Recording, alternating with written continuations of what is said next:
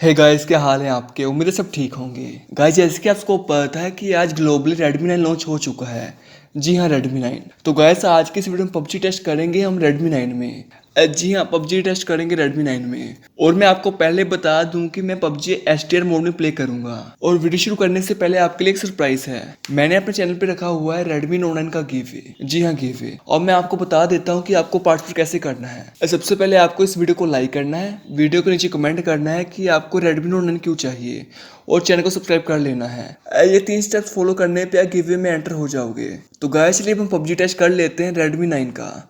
तो यहाँ से टेस्ट शुरू होता है।